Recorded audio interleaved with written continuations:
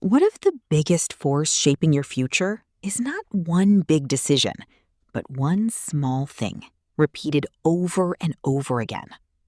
That is the power of compounding. It can build wealth, confidence, health, habits, and momentum, but it can also build debt, stress, and regret. Today, we're looking at compounding in money and life. Welcome to Decode Advanced English on Wealth by Hana, where English meets finance, investing, and real-world thinking. This week, we explored compound interest, daily habits, starting small, negative compounding, family legacy, and long-term thinking. Today, we're bringing it all together in one conversation. Alistair, when you think about compounding, what comes to mind from the world of investing? In stocks, compounding is everything. A long-term investment does not need to be dramatic every day. It needs time. Growth builds on previous growth. That is why early investors often have such an advantage. Victoria, how do you see compounding in real estate and family wealth?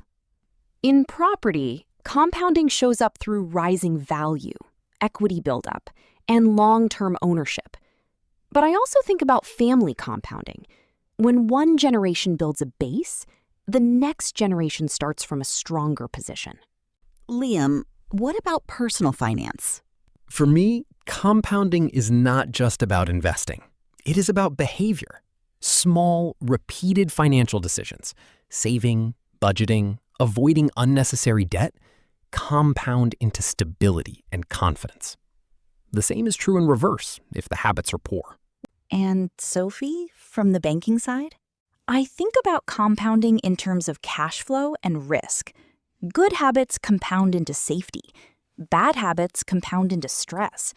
If you ignore debt, fees, or overspending, those problems quietly grow. Banking teaches you that small leaks become big losses over time. So compounding is not only about money. It is also about the systems and habits we repeat every day.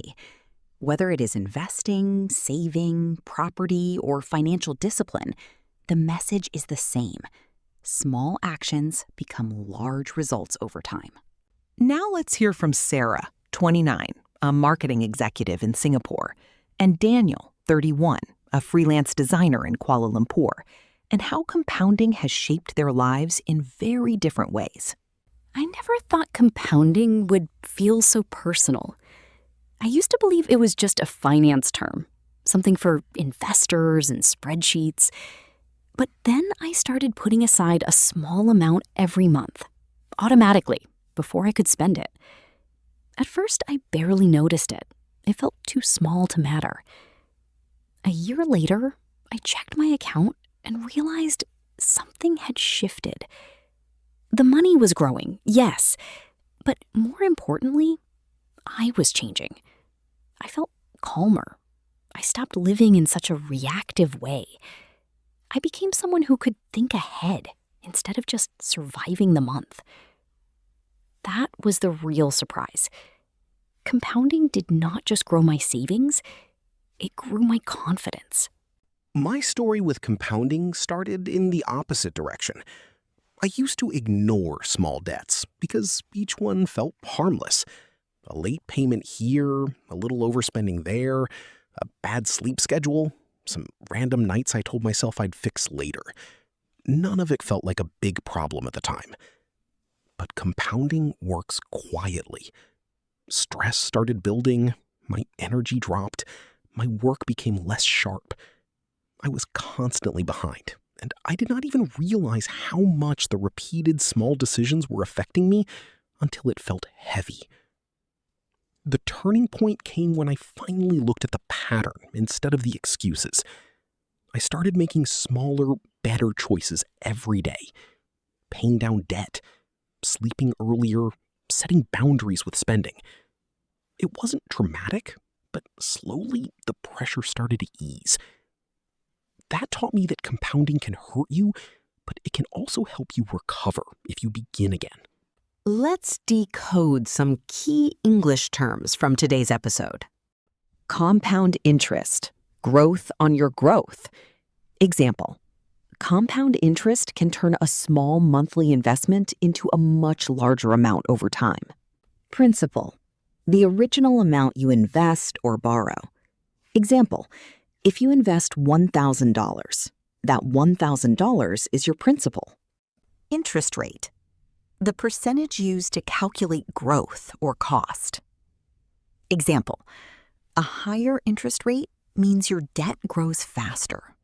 Exponential, something that grows faster and faster over time. Example, when compounding works well, the growth can become exponential. Long term, over a long period, usually years. Example, investing is a long-term game, not a quick win. Habit, a repeated action that becomes automatic. Example, reading for 10 minutes every day became a habit. Consistency, doing something regularly without stopping. Example, consistency matters more than intensity when you are building wealth. Momentum, the feeling that progress is building and getting easier. Example, once she built momentum, saving money felt much easier. This week, we learned that compounding is bigger than investing. It is in the way you spend, sleep, study, save, and show up every day. Small actions are powerful because they repeat, and repetition creates results. That is why one compound habit can change the direction of your life. Before next week begins, choose one habit that can compound in your favor. Just one. Maybe it is saving. Maybe it is walking. Maybe it is reading. Maybe it is going to bed earlier. Small is enough if you repeat it long enough. You've been watching Decode Advanced English on Wealth by Hana House, where English meets finance, investing, and real-world thinking. See you in the next lesson.